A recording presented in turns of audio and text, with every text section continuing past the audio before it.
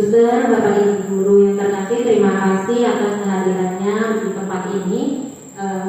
Saya akan mengadakan sosialisasi mengenai modul 1.4 dari pendidikan guru penggerak, yaitu tentang budaya positif.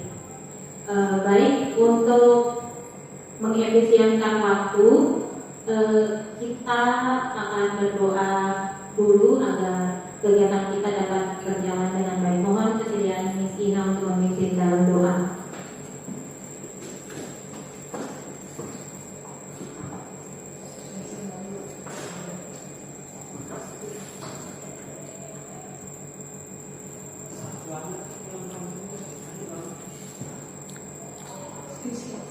Baik, Dokter, Bapak Ibu yang terkasih, mari kita bersatu dalam doa.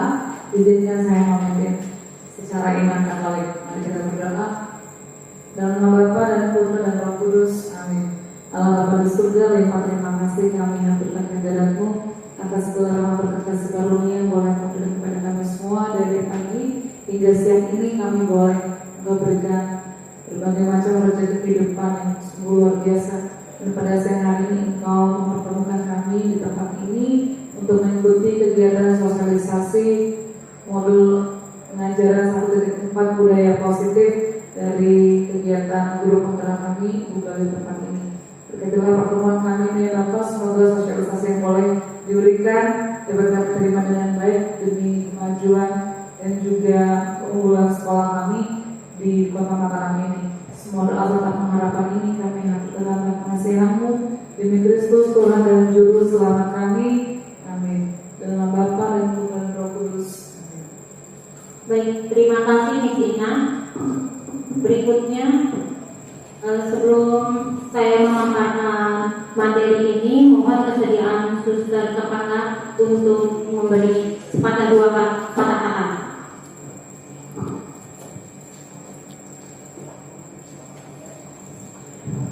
Terima kasih. Jadi pertama kita mengucapkan limpah syukur kepada Tuhan karena kita dapat berkumpul di ruangan ini tidak kekurangan sesuatu apapun. Pada hari ini kita akan mendengarkan dari calon guru penggerak kita, yaitu budaya positif. Sangat luar biasa jika bisa disalurkan kepada guru-guru dan nanti diterapkan kepada anak-anak sehingga sekolah ini benar-benar memiliki rasa positif, berarti perbuatan yang baik semuanya. Jadi kami bersyukur dan berterima kasih kalau Bu Guru calon penggerak kita Ibu Sisilia menularkannya kepada guru-guru. Kami persilahkan. Terima kasih. Terima kasih Suster atas penyampaiannya. Baik Bapak Ibu, berikutnya saya akan memaparkan mengenai modul 1.4 budaya positif. Jadi yang akan saya paparkan di sini yaitu yang pertama perubahan paradigma belajar, kemudian disiplin positif dalam nilai-nilai kebajikan universal, perilaku motivasi perilaku manusia, kebutuhan dasar, posisi kontrol, restitusi, keyakinan kelas, dan segitiga restitusi. Yang pertama mengenai paradigma perubahan. Di sini saya paparkan sebuah seperti pertanyaan pemantik. Jadi anggaplah kita dengan teman guru masing-masing yang salah satu mengepalkan tangan, kemudian tangannya itu berisi sesuatu, entah itu hanya kertas atau apa. Nah, teman yang lain itu mencoba dengan segala cara untuk membuka kepala tangan teman kita dengan membujuk, menghardik, menggoda, bahkan menawari dengan uang. Apakah kita bisa membuka kepala itu?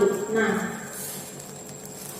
cara kerja seperti ini atau praktek seperti ini kita ilustrasikan atau kita logikakan seperti paradigma perubahan. Jadi kita yang mengepalkan tangan itu kita yang memegang kontrol. Kita yang memegang kontrol atas diri kita. Kita mau buka tangan itu atau tidak, itu semua bergantung pada kita. Berikutnya, jadi pemaparan yang tadi itu ada namanya ilustrasi kontrol atau teori pilihan. Ilustrasi kontrol atau ilusi kontrol itu ada 4. Ilusi guru mengontrol murid, kemudian ilusi bahwa kritik membuat orang merasa bersalah dapat menguatkan karakter, kemudian ilusi bahwa semua penguatan positif efektif dan bermanfaat, dan yang keempat ilusi bahwa orang dewasa memiliki hak untuk memaksa. Jadi ilusi ini yang saya pelajari ternyata dalam kita sebagai guru kita mungkin sering melakukan ilusi ini sehingga anak dapat tunduk kepada kita. Berikutnya mengenai kedisiplinan. Awalnya disiplin itu berasal dari bahasa Latin, yaitu disiplina, artinya belajar. Disiplin diri membuat kita menggali potensinya menuju sebuah tujuan apa yang dia hargai. Tetapi dalam perjalanan waktu, disiplin itu berubah menjadi sesuatu yang telah dilakukan seseorang pada orang lain untuk mendapatkan kepatuhan, dan cenderung kata disiplin itu sesuatu yang tidak nyaman, bukan sesuatu yang kita hargai atau pencapaian suatu tujuan mulia. Artinya di sini misalnya ada tertib atau tata tertib dari kepolisian, misalnya tidak boleh menggunakan helm. Nah, itu kita takut karena ingin takut ditangkap polisi, bukan karena keselamatan. Itu maksudnya di sini. Berikutnya, nilai-nilai kebajikan. Kalau kita amati, nilai-nilai kebajikan ini sama seperti kalau pada K13 itu nilai P5 atau P4 atau P4 kalau nggak salah ya. Nilai-nilai kebajikan adalah sifat-sifat positif manusia yang merupakan tujuan mulia yang ingin dicapai setiap individu. Nilai tersebut bersifat universal, lintas bahasa, suku bangsa maupun latar belakang. Nilai kebajikan ini juga diyakini seseorang pada seseorang dari motivasi intrinsiknya. Jadi nilai kebajikan ini dapat muncul jika seseorang itu dapat bertanggung jawab atas dirinya sendiri. Jadi ada motivasi dari dalam dirinya. Nah, jika ada motivasi dalam dirinya, maka akan dapat menggerakkan motivasi dari dalam untuk mencapai tujuan mulia yang diinginkan. Nilai-nilai kebajikan yang dicapai setiap anak Indonesia dengan profil pelajar Pancasila. Nah, kalau kita lihat sendiri pada kurikulum Merdeka kita digemakan dengan P3 profil pelajar Pancasila, yaitu bertakwa pada Tuhan Yang Maha Esa dan berakhlak mulia, mandiri, bernalar kritis, berkebinekaan global, gotong royong dan kreatif. Berikutnya, motivasi perilaku manusia. Jadi ada 3 motivasi perilaku manusia. 2 bersifat eksternal atau dari luar, dan 1 bersifat internal, itu dari dalam diri sendiri. Nah, kalau yang untuk menghindari ketidaknyamanan lingkungan itu dari luar, motivasi dari luar, atau untuk mendapatkan imbalan dari orang lain. Biasanya kalau berupa hukuman, kita akan berpikir apa yang akan terjadi jika saya tidak melakukannya. Kalau bersifat imbalan atau penghargaan, biasanya dalam pikiran kita, apa yang akan saya dapatkan jika saya melakukannya. Tetapi kalau dari diri kita sendiri atau motivasi internal, maka dalam pikiran kita kita mengatakan bahwa saya akan menjadi orang yang seperti apa bila saya melakukannya. Jadi kalimat seperti ini untuk menghargai diri sendiri. Nah, berikutnya di sini ada satu kasus. Nanti saya minta Bapak Ibu guru untuk sharingkan atau menjawab untuk pertanyaan ini. IPA kurang menguasai pelajaran matematika sehingga pada saat pelajaran tersebut berlangsung dia menjadi banyak terdiam diri atau menggambar di buku pelajarannya. Pada saat guru matematikanya Pak Seno menanyakan pertanyaan IPA menjadi gugup dan tak sengaja menjatuhkan tasnya dari kursi serta tiba-tiba menjadi gagap pada saat berupaya menjawab. Seluruh kelas pun tertawa melihat perilaku IPA yang berbicara tergagap dan terkejut tersebut. Pak Seno pada saat itu membiarkan teman-teman IPA mentertawakan IPA yang tergagap dan malu luar biasa, dan malahan minta IPA untuk maju ke depan dan berdiri di depan kelas sambil menunjuk hidungnya karena tidak bisa menjawab pertanyaan Pak Seno. Kelas menjadi gaduh dan anak-anak pun tertawa melihat IPA di depan kelas memegang ujung hidungnya. Pertanyaannya, apakah Anda setuju dengan tindakan Pak Seno terhadap IPA? Mengapa? Menurut Anda, tindakan Pak Seno terhadap IPA adalah sebuah hukuman atau konsekuensi? Mengapa? Mungkin Bapak Ibu bisa menjawab pertanyaan ini. Apakah Bapak Ibu setuju dengan tindakan Pak Seno terhadap IPA? Menurut Bapak Ibu, setuju nggak Pak Seno kayak gitu terhadap IPA? Tidak setuju, Bu Nani tidak setuju. Kalau Bu Tari?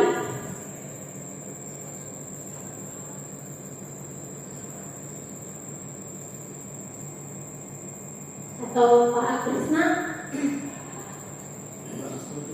Kurang setuju. Nah, kira-kira alasannya bagaimana? Tindakan Pak Seno terhadap IPA.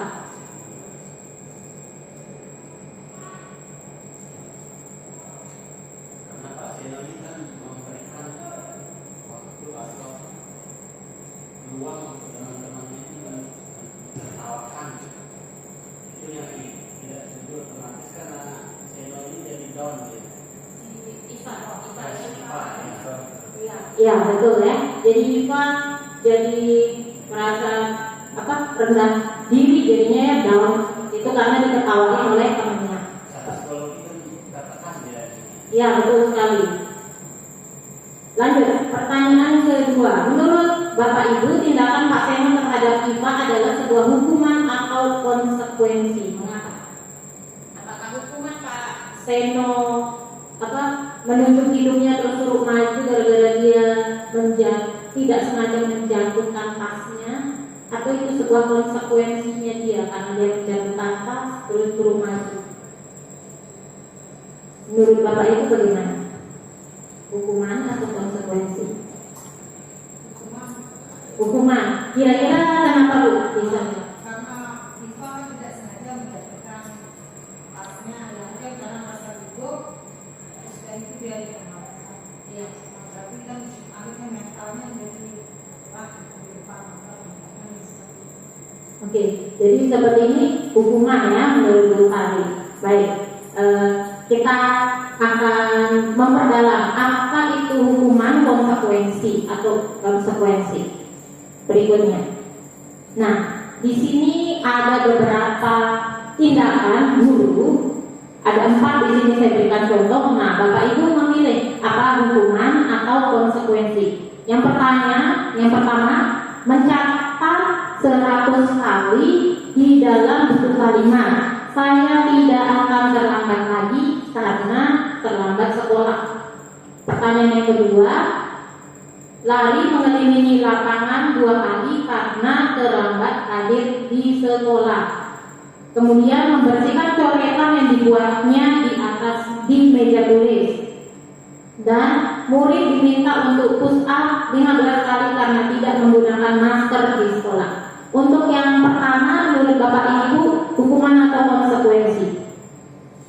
mencatat 100 kali di dalam buku kalimat, saya tidak akan terlambat lagi karena terlambat sekolah.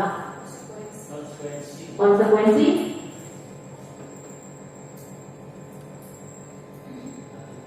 Kemudian lari mengelilingi lapangan basket 2 kali karena terlambat hadir di sekolah. Konsekuensi. Kemudian membersihkan coretan yang dibuatnya di meja tulis. Konsekuensi atau hukuman? Hukuman. Kemudian yang terakhir, murid diminta untuk push up 15 kali karena tidak menggunakan masker di sekolah. Hukuman. Oke, sekarang kita akan lihat apakah itu hukuman atau konsekuensi. Jadi yang pertama itu adalah hukuman, yang kedua tumpahan air karena tersenggol itu konsekuensi, kemudian yang berikutnya konsekuensi, dan yang terakhir adalah hukuman. Baik, kita akan memperdalam lebih lagi mengenai hukuman atau konsekuensi. Jadi hukuman itu adalah sesuatu yang menyakitkan harus terjadi, membuat anak sakit entah itu fisik maupun hatinya dalam jangka waktu yang lama. Kemudian anak membenci kedisiplinan. Kemudian hukuman itu adalah paksaan. Kemudian mendorong anak untuk menyakiti diri sendiri. Konsep diri menjadi buruk, konsep diri yang buruk. Anak belajar untuk menyembunyikan kesalahan, marah, rasa bersalah, dipermalukan, merasa tidak dihargai. Nah, ini adalah ciri-ciri dari hukuman. Sedangkan kalau konsekuensi itu adalah sesuatu harus terjadi, membuat anak merasa tidak nyaman dalam jangka waktu pendek. Kemudian anak menghargai disiplin, stimulus tanggapan, mendorong anak agar mudah menyesuaikan diri, konsep diri yang baik, anak belajar untuk mematuhi peraturan, kehilangan hak, dibuat tidak nyaman, diasingkan untuk sementara. Ini adalah ciri-ciri dari hukuman dan konsekuensi. Jadi kita bisa melihat lagi perbedaan antara hukuman dengan konsekuensi. Nah, tetapi pada saat saya mengikuti pendidikan guru penggerak, ternyata hukuman dan konsekuensi ini masih kurang tepat. Artinya kalau hukuman itu lebih ke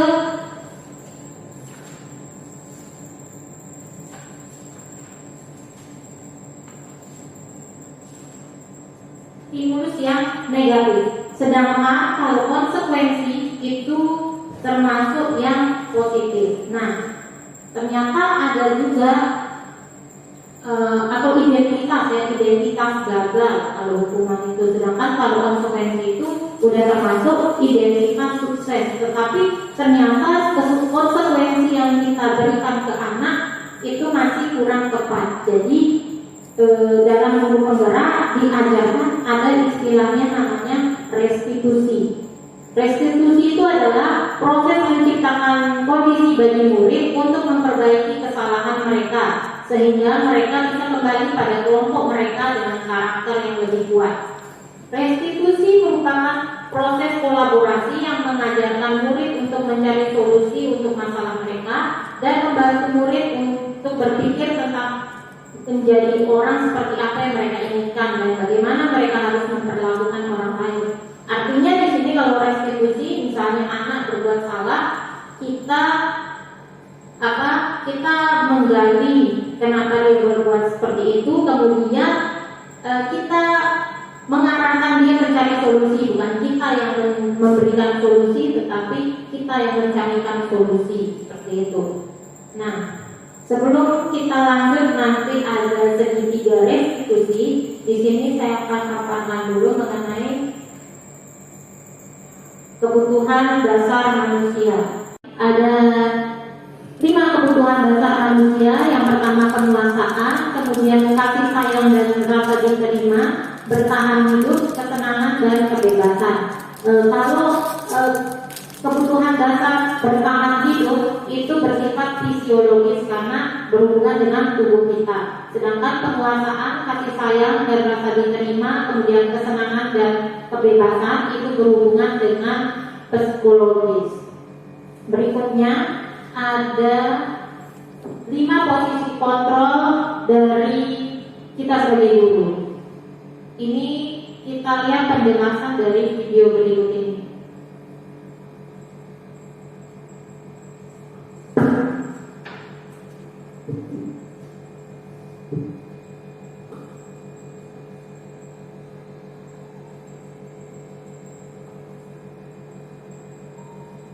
Restitusi, salah satu program yang dikembangkan adalah 5 posisi kontrol.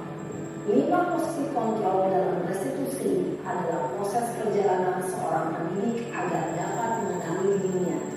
Pada video kali ini, kita akan membahas tentang 5 posisi kontrol yang dikembangkan oleh Diane Dawson dan contoh penerapannya.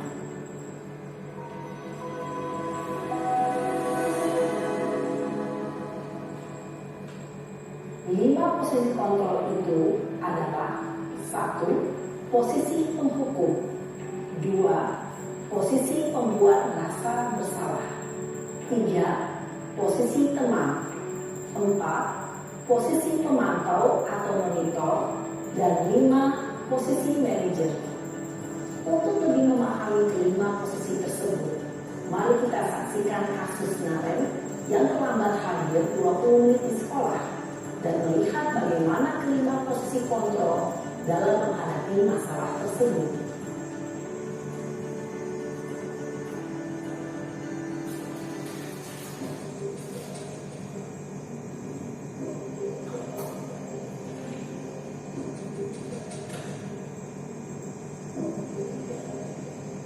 Naren,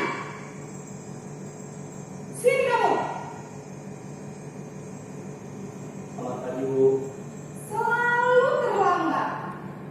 Kamu deh, pasti terlambat. Maaf, Bu. Saya Apa? Apa coba? Alasan kamu apa lagi? Kapan sih kamu tidak terlambat? Malas sekali ya kamu jadi anak. saya Dasar pemalas. Gak kapok-kapok sih kamu. Sudah berapa kali terlambat? Sana, kamu keliling lapangan basket 2 kali. kenapa saya harus ke lapangan basket, Bu? Kenapa? Kamu melawan ibu. Berani-beraninya jawab. Sudah terlambat, masih berani jawab pula. Sekarang, keliling lapangan basket 5 kali sekalian. Biar tahu. Cepat. Pergi sana ke lapangan basket. Posisi penghukum biasanya berbicara dengan nada tinggi, menghardik, menunjuk-nunjuk, menyakiti, dan menyindir. Hukuman bisa berupa fisik maupun psikis. Ibu dan bapak guru hebat. Dampak yang terjadi pada murid ketika guru berada pada posisi penghukum adalah murid cenderung akan memberontak, bahkan menyimpan dendam.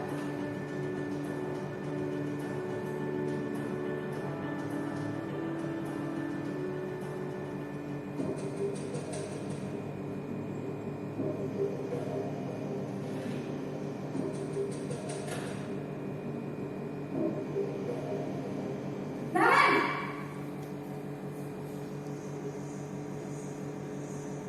Selamat pagi, Bu. Naren, kamu kenapa terlambat lagi, nak? Ya Tuhan, Naren, kamu senang ya bikin ibu susah ya? Kalau kamu terlambat lagi, nanti ibu yang ditegur bapak kepala sekolah, nak. Disangka ibu tidak bisa membina kamu. Duh, gimana ini? Maaf, Bu. Duh, Gusti Naren, kamu suka ya kalau ibu tegur bapak kepala sekolah? Terus, sekarang ibu harus tulis apa ya di buku absen? Ini kamu sudah sering terlambat loh. Ibu harus apa coba? Maaf, Bu. Maaf sekali. Ya sudah, lain kali jangan bikin ibu susah lagi ya nak ya.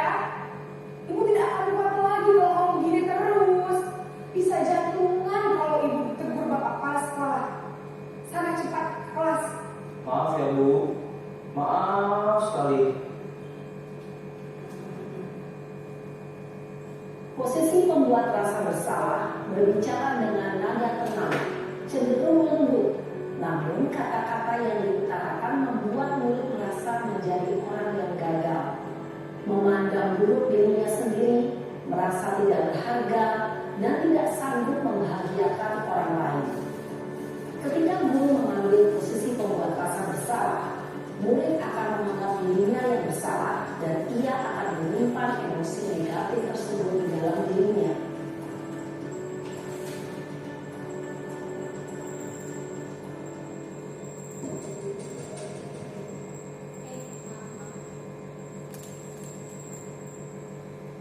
Kencang, kok terlambat sih?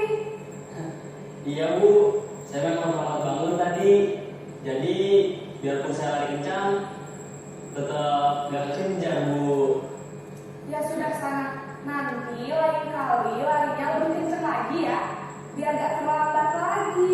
Bikin seneng ibu, demi ibu, bisa kan? Bisa lah Bu. Ya sudah sana masuk kelas, ibu beresin urusan absen kamu. Kamu ini ada sengaja. Dalam posisi teman, guru berbicara dengan nada suara ramah, akrab, cenderung bersenda gurau untuk menjaga suasana tetap santai. Murid akan merasa senang, aman, dan akrab dengan guru. Identitas yang tercipta adalah identitas sukses atau berhasil. Namun, perlu diingat, karena ini masih dorongan eksternal, maka ada faktor ketergantungan dari murid kepada orang tertentu. Di sini guru absennya, sehingga di lain waktu murid bisa berperilaku baik, namun hanya kepada orang-orang tertentu saja.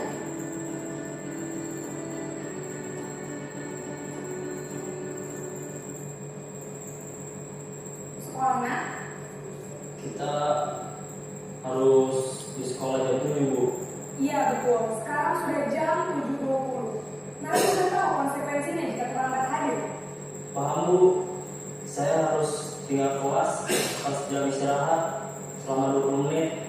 Iya benar, konsekuensinya demikian. Jadi nanti jam 9.30 pas istirahat, kamu harus tinggal di kelas, kerjakan tugas tambahan untuk ketertinggalan kamu, ya? Baik Bu. Posisi pemantau mengandalkan penghitungan atau data untuk mengontrol murid. Guru mengarahkan murid berdasarkan peraturan dan konsekuensi. Seorang pemantau menunjukkan bahasa tubuh dan ekspresi wajah yang datar dan cenderung formal.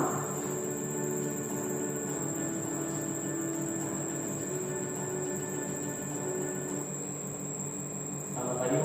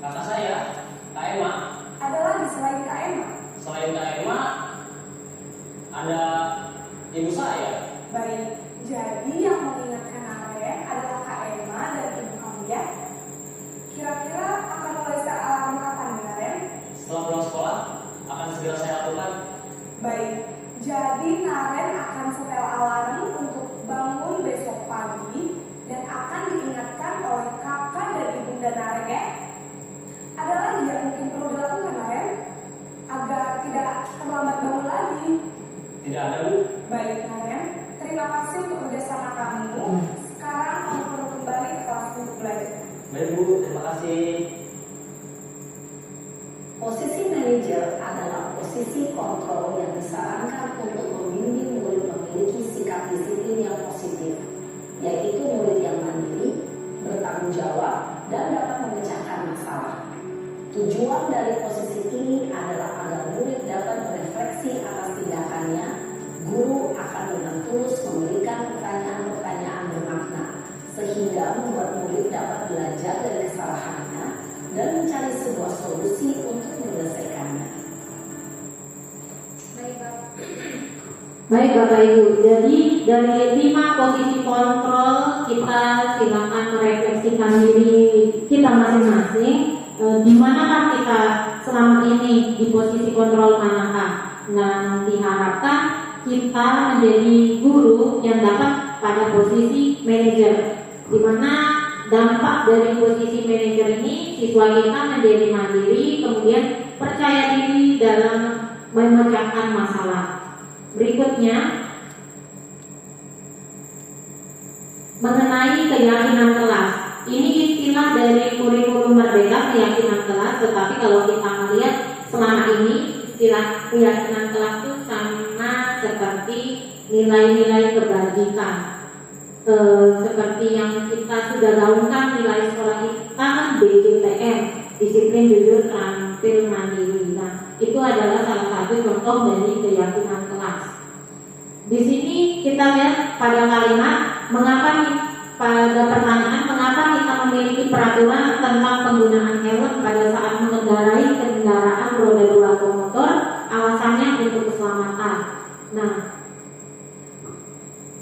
saat tertib yang di sekolah itu kita buat, pasti ada nilai kebajikan yang akan kita ingin anak jalani seperti itu. Jadi diharapkan nilai keyakinan untuk anak-anak kita itu kita buat dalam kalimat positif, sehingga tidak bersifat kaku seperti itu.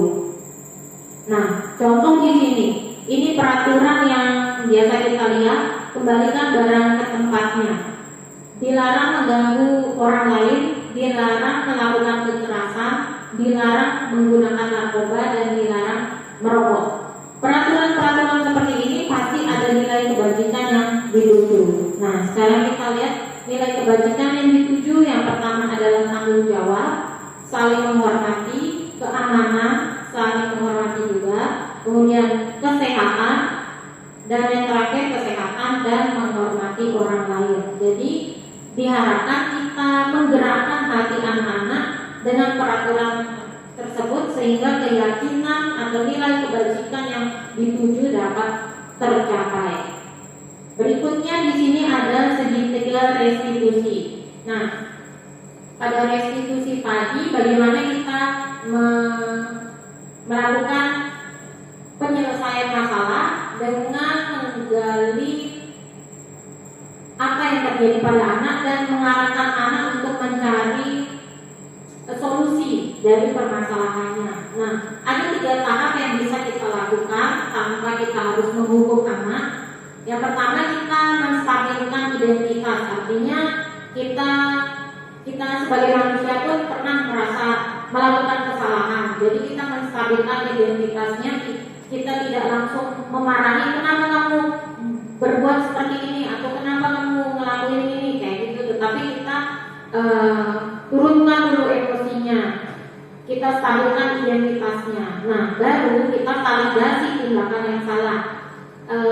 Pasti perlakuan anak-anak atau kelakuan anak-anak itu pasti punya alasan dia melakukan hal tersebut. Jadi kita lihat dulu apakah perlakuannya itu udah tepat atau belum, salah atau tidak. Nah, setelah itu baru kita menanyakan keyakinan atau seperti pertanyaan ini, kamu ingin menjadi orang seperti apa? Kita arahkan anak-anak dia berpikir apakah tindakannya itu salah atau benar. Jika salah, kira-kira dia maunya seperti apa supaya tindakannya itu bisa tepat, seperti itu. Jadi ada 3 di sini tahapan dari segitiga restitusi.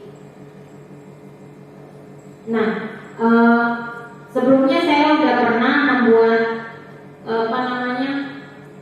ilustrasi dari segitiga restitusi menggunakan murid kita untuk praktek segitiga restitusi, dan saya juga sudah kirim di grup saat itu. Nah, itu saja penyampaian saya mengenai budaya positif. Semoga Bapak Ibu bisa memahami, kemudian kalau bisa kita dapat mempraktekkan bersama nilai keyakinan kelas, kemudian segitiga restitusi, sehingga anak-anak juga dapat nyaman di sekolah kita. Itu saja penyampaian dari saya. Terima kasih. Sekaligus kita tutup dengan doa. Kebetulan sudah ada. Baik, saya akan tutup dengan doa. Mari Bapak Ibu kita berdoa. Izinkan saya memimpin secara Katolik dalam nama Bapa dan Putra dan Roh Kudus. Amin. Terima kasih Tuhan atas berkat-Mu yang melimpah dari pagi hingga sore ini. Terima kasih atas kegiatan inspirasi budaya positif dapat berjalan dengan baik. Sekarang kami akan pulang, lindungilah kami dalam perjalanan pulang. Semoga kami selamat sampai tujuan kami masing-masing. Semua doa dan pengharapan ini kami haturkan dan kiranya Putra berkasih Tuhan kami Yesus Kristus. Amin. Dan nama Bapa, Putra dan Roh Kudus. Terima kasih Bapak Ibu atas kehadirannya. Setelah saya mengikuti mengenai budaya positif, saya tersadar dalam peraturan sekolah kita seringkali tidak menekankan nilai-nilai kebajikan yang dituju. Nah, dan ternyata posisi yang ideal adalah di posisi manajer. Semoga saya dan rekan-rekan guru bisa mengontrol dan memposisikan diri sebagai control manager untuk perkembangan peserta didik kami. Dan mungkin yang terakhir juga harapan kami yaitu kami memang tertarik kemarin mengenai penyelesaian masalah dengan segitiga restitusi, karena menurut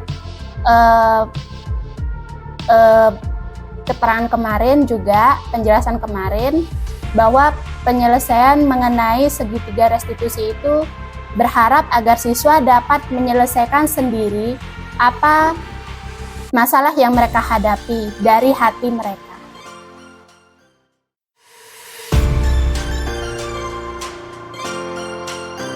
Selamat pagi semuanya. Oke, hari ini kita akan guru akan mempresentasikan mengenai tugas guru. Jadi guru ini mengikuti pendidikan. Kalau belum pernah dengar, kurikulum Merdeka itu memiliki program untuk gurunya sendiri, namanya guru penggerak.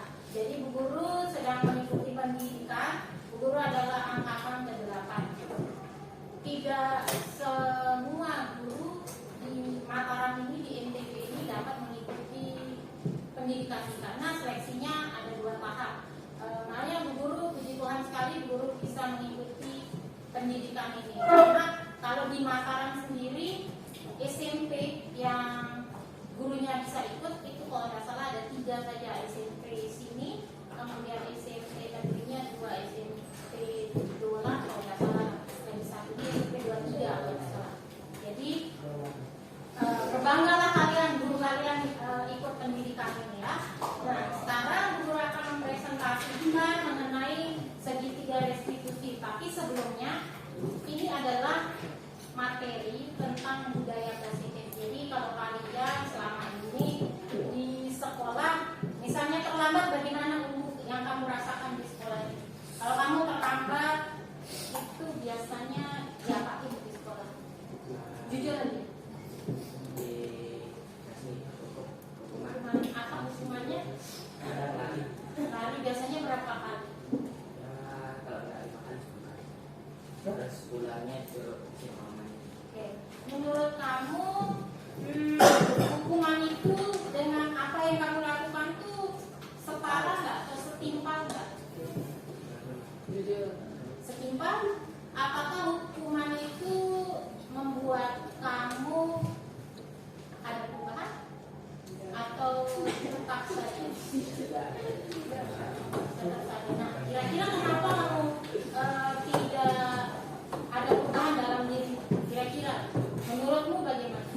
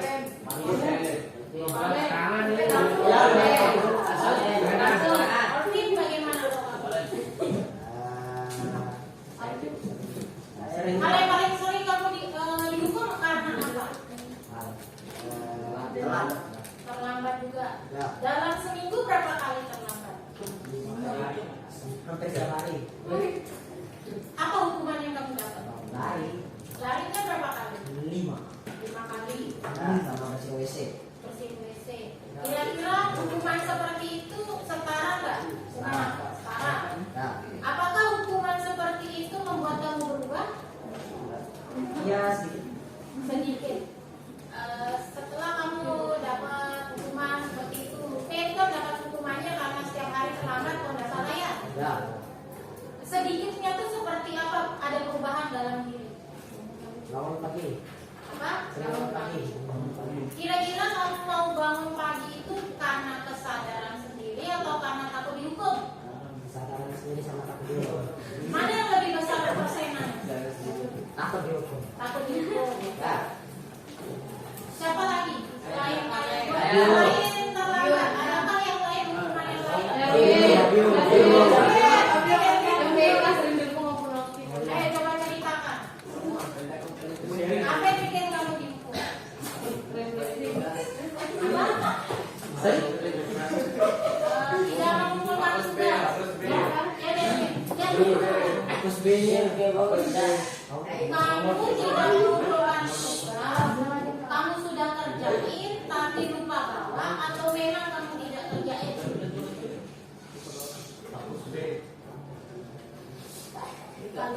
Tidak kerjain. Kira-kira kenapa kamu tidak kerjain? Oh, males. Yang menyebabkan males itu karena kamu memang tidak mengerti atau karena tidak suka pelajaran.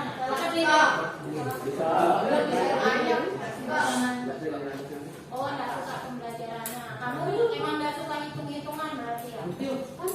Matematika kan? Yang sering nggak kumpulin? Iya. Iya, berarti kamu emang nggak suka hitung-hitungan.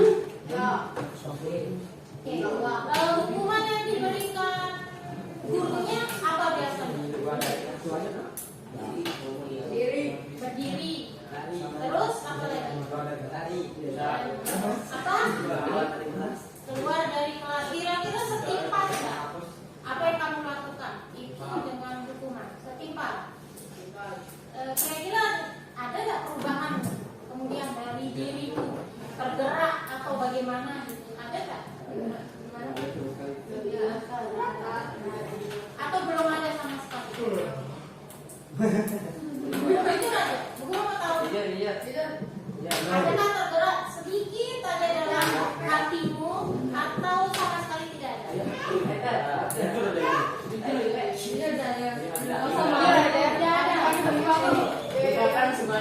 Baik, anak-anak. Seperti yang kita tahu, di sekolah kita tuh kan ada peraturannya. Peraturannya udah dideskripsikan sedemikian rupa seperti itu. Adakah yang masih ingat peraturan yang ada di sekolah ini? Apa? Tidak datang terlambat. Biasanya kalau di peraturan tuh waktunya berapa dia bilang? Di sini persis ada tatet ya. Di sini tatet. Siswa belajar wajib belajar dengan dia dan tekun. Kemudian mana yang siswa wajib datang di sekolah minimal 15 menit sebelum jam pelajaran dimulai. Kemudian siswa bersikap sopan santun terhadap siapapun baik di lingkungan sekolah maupun di luar lingkungan. Apakah seluruh tatip ini kalian jalankan selama ini dengan baik atau banyak tidak? Kira-kira apa yang menyebabkan tatip ini kalian langgar? Ada orang yang mengatakan bahwa peraturan dibuat untuk dilanggar. Pernah dengar? Tidak. Itu ada orang yang mengatakan seperti itu. Tetapi sebenarnya tatip dibuat agar orang bisa teratur. Sekarang kita lanjut.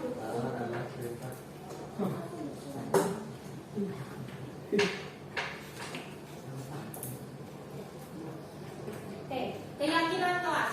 Kalau dulu namanya peraturan kelas, sekarang kita ganti karena kurikulum merdeka itu intinya pembelajaran itu berpusat pada anak ya. Jadi supaya anaknya itu tidak takut, tidak kaku, tidak merasakan tertekan di sekolah. Jadi peraturan itu diganti dengan keyakinan. Keyakinan keyakinan kelas ini enggak kelihatan. Keyakinan kelas ini sama seperti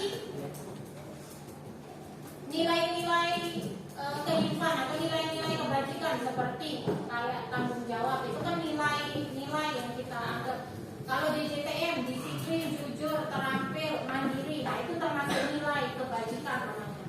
Nah, sekarang di sini ada soal, mengapa kita memiliki peraturan tentang penggunaan helm pada saat mengendarai kendaraan roda 2 atau motor? Biasanya kalau kita dengar peraturan seperti itu, apalagi kalian masih SMP tapi sudah bawa motor. Kira-kira kenapa Pak Polisi buat peraturan anak di atas 17 tahun baru boleh membawa motor atau memiliki SIM? Kira-kira kenapa pemerintah buat alasan seperti itu? Keselamatan, betul. Karena itu ya, keselamatan. Kalau umur kalian dianggap masih labil dalam kejiwaannya masih labil lah anggapan. Ada masih setengah anak-anak, ada setengah yang sudah kepingin menjadi orang dewasa. Jadi itu masih labil. Kalian masih mencari jati. Jadi kalau anak yang umur 17 tahun itu sudah dianggap dewasa, ya kan? Jadi dia sudah memiliki KTP, SIM seperti itu, karena sudah dianggap dewasa. Sedangkan kalau kalian masih dianggap anak-anak, jadi keselamatan untuk kalian itu penting ya, karena kalau orang dewasa pasti lebih bertanggung jawab menjaga diri. Kemudian pertanyaan yang tadi itu tentang keselamatan juga, karena kita menggunakan helm itu bukan karena takut ditangkap polisi, tapi untuk keselamatan kita. Kemudian menggunakan masker atau mencuci tangan saat COVID itu di sekolah kan sering juga tuh cuci tangannya dulu pakai masker. Guru-guru sering mengatakan seperti itu saat COVID. Alasannya kenapa? Karena untuk kesehatan dan keselamatan. Seperti itu. Sebenarnya peraturan di sekolah itu lebih kaku ya, namanya kaku ya, karena peraturan. Jadi istilah diganti dengan keyakinan agar lebih anggapannya merakyat atau manusiawi seperti itu, supaya lebih kita terima. Nah, nilai keselamatan itu tadi ada nilai keselamatan, nilainya keselamatan dan kesehatan itu disebut dengan suatu keyakinan. Jadi kalau kita ngerti pakai helm itu untuk keselamatan, kita ngerti bahwa supaya kita selamat, itu nilai yang dimaksud.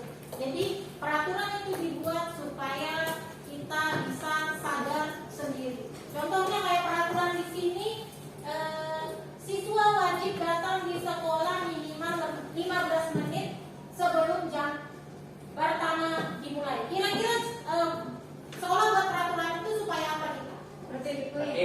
Disiplin, tertib, seperti itu ya. Disiplin, tertib, seperti itu maksudnya. Itu adalah nilai yang ingin sekolah buat untuk kalian. Nah, selanjutnya ini contoh peraturan, bisa kebaca nggak sih? Saya bacain nggak ya? Soal yang pertama, kembalikan barang ke tempatnya. Kira-kira nilai apa yang ingin dituju di situ? Kembalikan barang ke tempatnya. Oke, silakan. Bertanggung jawab. Saya tulis dulu ya.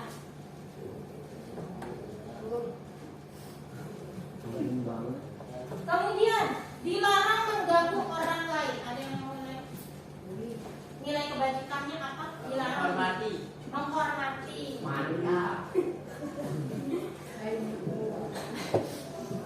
Kemudian dilarang melakukan kekerasan. Apa itu nilai kebajikannya? Menghargai.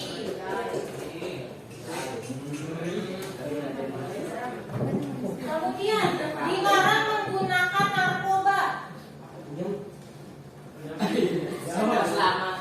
Keselamatan.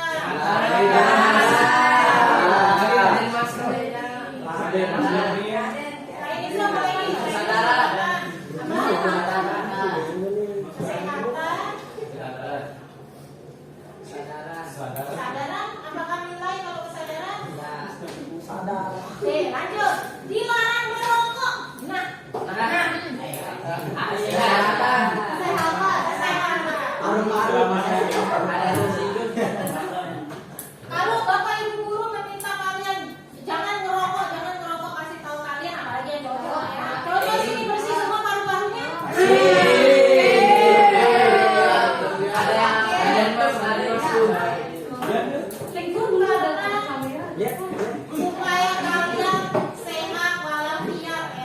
ya. Penyakit apapun. Amin. Sekarang kita lihat apakah nilai kewajiban yang dituju itu benar. Oke, bertanggung jawab, saling menghormati, keamanan dan saling menghormati, masuk juga menghargai, kemudian kesehatan dan keselamatan betul, kemudian kesehatan dan menghormati orang lain betul ya. Kalian sudah paham berarti ya. Peraturan dibuat itu pasti ada nilai kewajiban yang dituju seperti itu. Nah, sekarang kita lanjut. Nah,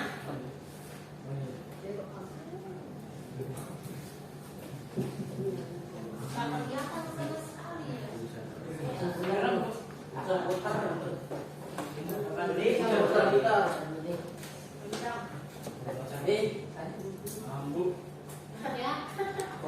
Ya. Iya. Mas yang membantu.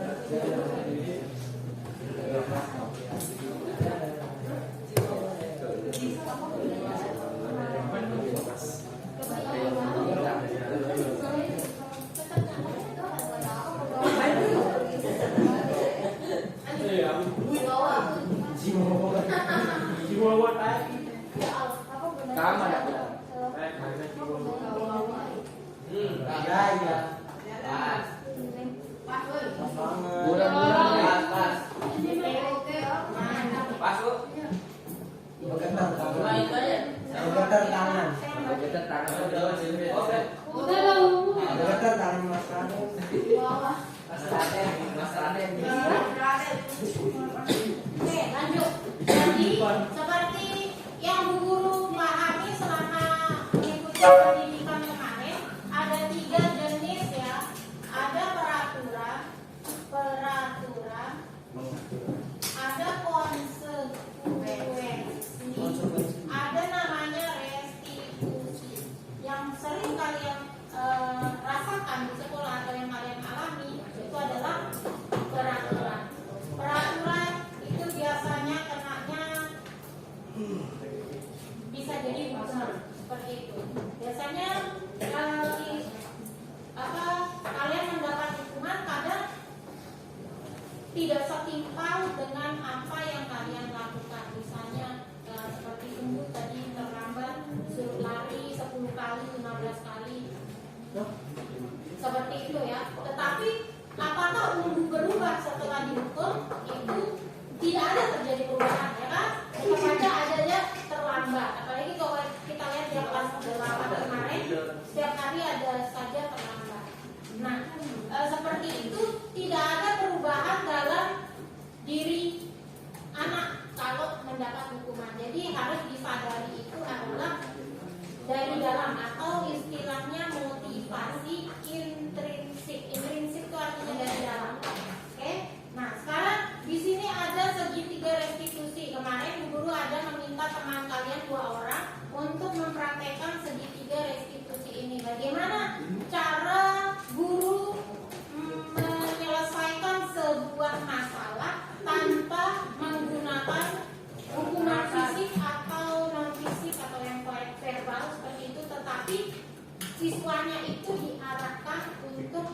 solusi sendiri.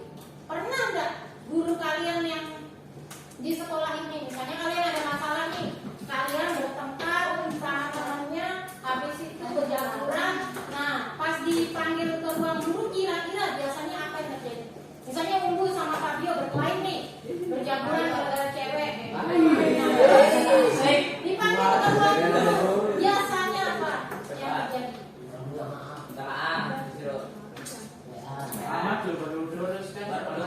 Misalnya Pak Ahmad yang menyelesaikan yang memanggil kalian, biasanya bagaimana? Oke, itu apakah setimpal ataukah setara hal yang kamu rasakan itu dengan apa yang kalian perbuat itu? Setara. Alasannya kenapa? Menurutmu setara kalau ditempelin itu menyelesaikan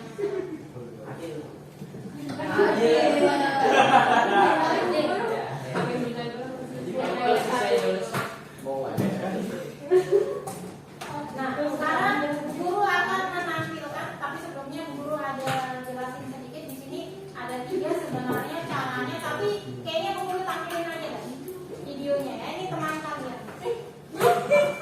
Sudah saya nonton. Tidak mau. Ibu jangan bu. Bu. Jangan bu. Ibu. Jangan bu. Ada Gloria toh. Ada Zainab. Halo.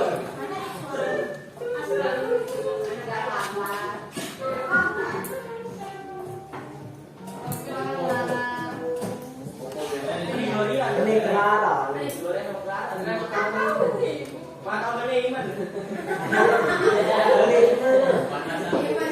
Ini gini, Jim. Takut kena sinar matahari. Jalan banget.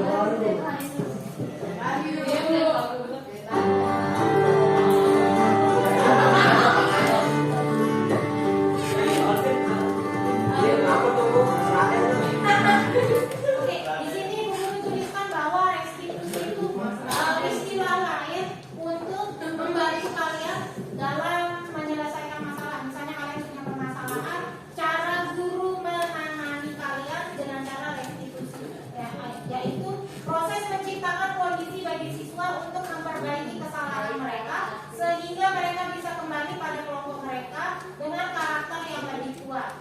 Restitusi membantu siswa untuk lebih memiliki tujuan, disiplin positif, memulihkan dirinya setelah berbuat salah. Artinya, misalnya Umbu terlambat, Bu Guru bukan memberikan hukuman, tetapi meminta sendiri bagaimana solusinya supaya tidak terlambat. Kira-kira bagaimana solusinya, Umbu? Apa? Biasanya jam berapa? Jam segitu. Terus gampangnya nah, caranya seperti itu. Jadi gurunya bukan membuat Umbu lari, tapi gurunya meminta dia mencari solusi sendiri untuk masalahnya. Dia sendiri mengatakan bahwa tidurnya tidak boleh terlalu malam, jam 8 atau jam 9 ya Umbu ya.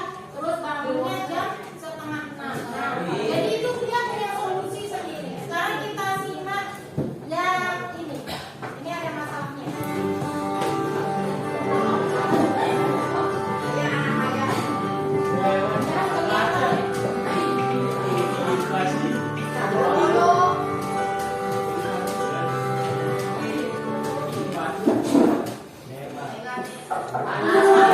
Ya, Bu, silakan masuk. Bu Guru manggil saya? Ya, betul sekali, Bu. Gurunya kamu udah tahu? Sudah. Oke. Nah, kamu tahu nggak kenapa guru panggil kalian? Berkaitan dengan tugas kemarin, Bu. Oke, sekarang guru tahu dulu. Apakah kemarin kamu masuk? Ya, Bu, masuk. Cuma saya nggak mau jalan tugas yang Bu Guru kasih. Begitu ya. Bahwa setiap orang itu pasti pernah melakukan kesalahan, termasuk guru. Tetapi apakah tindakan kita itu sudah benar atau belum? Sekarang kita lihat apakah atau kenapa kamu bisa melakukan tindakan tersebut. Jadi sebenarnya dulu saya itu capek dan semangat karena semangat itu saya menonton drama Korea. Sebenarnya itu sangat seru dan bikin penasaran, makanya saya menonton sampai tamat. Sama tersebut tidak mengetahui tugasnya.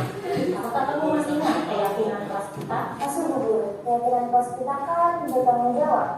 Oke, bagus kalau kamu masih ingat. Nah, sekarang Bu Guru mau bertanya, kira-kira bagaimana solusi untuk tindakan yang telah kamu lakukan?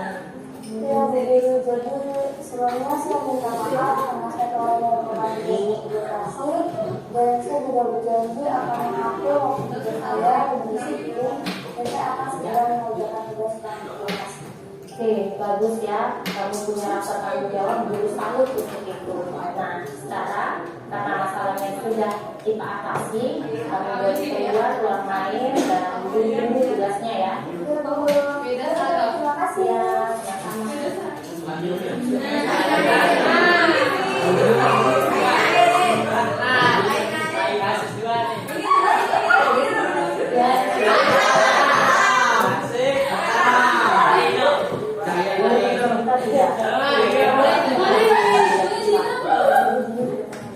Bahkan satu koper nasi ya, tapi boleh sama menurut saya mengambil barang ini itu saya capek Bu, jadi sebelum saya sebelumnya.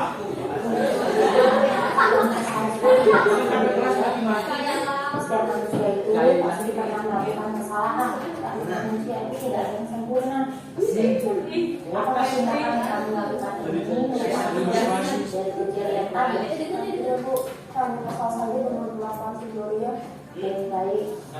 Sekarang apakah kamu masih ingat keyakinan kelas kita yang telah kita sepakati? Masih kerjasama kan? Oke, kamu masih ingat? Itu bagus. Nah, sekarang kira-kira apa solusi yang bisa kamu lakukan untuk masalah ini? Saya akan meminta maaf pada Bu Ria Bu, jika nanti kalau ada tugas komponen yang memberatkan saya akan berkomunikasi dengan baik. Bagus, jadi percaya kamu pasti bisa. Tetap semangat ya, Clara. Nah, sekarang kamu boleh istirahat. Terima kasih Bu. Ya. Halo semuanya, perkenalkan nama saya Georgia dari kelas 9. Jadi saya sangat senang sekali diberi mengajak saya untuk berdiskusi bersama untuk mencari solusi dari masalah yang saya hadapi. Dan saya juga menyadari bahwa tindakan saya itu salah. Maka dari itu saya harus mengatur waktu saya lebih disiplin dalam kehidupan saya sehari-hari. Terima kasih banyak. Saya senang karena Bu Guru telah membantu saya menyelesaikan masalah yang saya hadapi. Saya juga menyadari bahwa saya harus lebih baik lagi dalam berkomunikasi dan bekerja sama. Oke, terima kasih.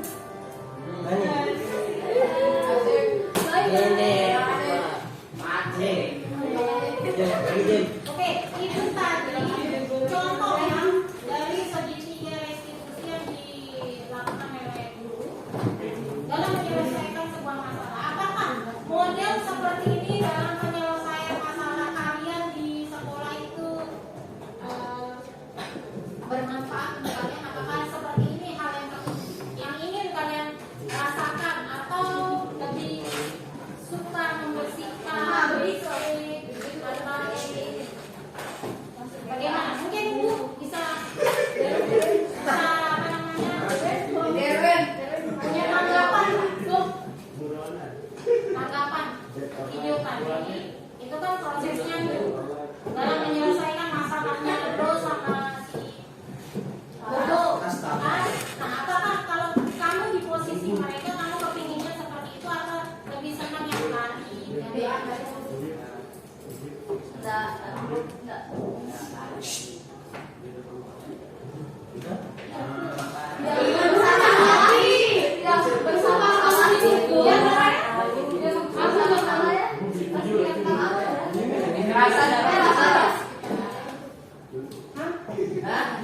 Coba tuturin kalimatnya dengan jelas gitu. Alasannya kenapa?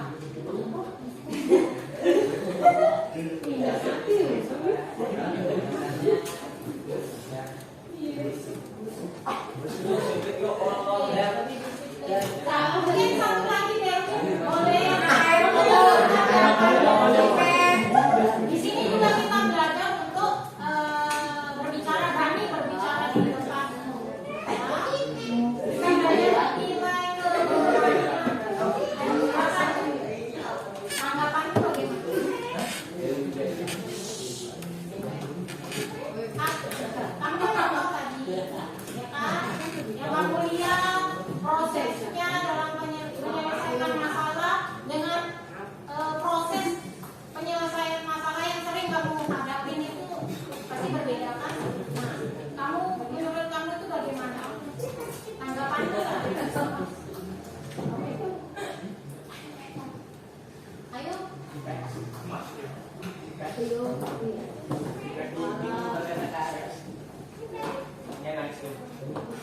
Bagaimana Kevin?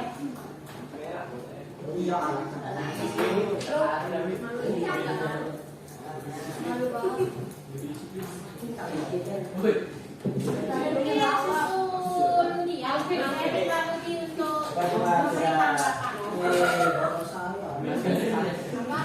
Tanggapanmu, kamu komentarin gitu loh, seperti terus bagaimana? Bagus karena apa? Iya.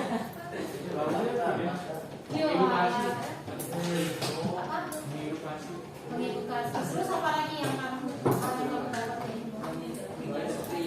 Itu aja. Alvin bu, Alvin. Satu lagi lah, Alvin. Apa aja suaranya ya? Tanggapan tentang Kevin.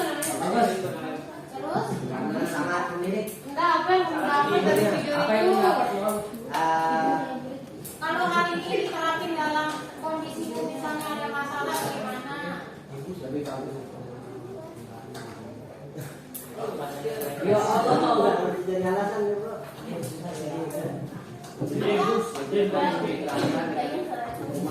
Yang penting suaranya berbeda. Apa Ya Allah,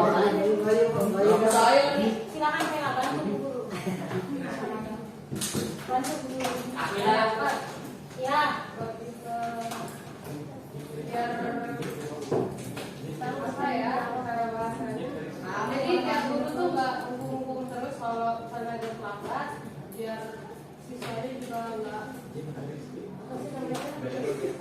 kayak enggak bukan kayak pasti saya silah ya lebih lagi dikasih hati untuk cari solusi daripada diskusi ada atau bersihkan kalau Oke. Jadi hal seperti itu yang ingin kalian rasakan di sekolah ini ya. Guru juga berharap misalnya suatu saat kalian ada masalah apapun di sekolah, bukan dengan fisik atau kata-kata kasar, tetapi dengan cara kalian mencari solusi sendiri untuk masalah kalian. Seperti itu.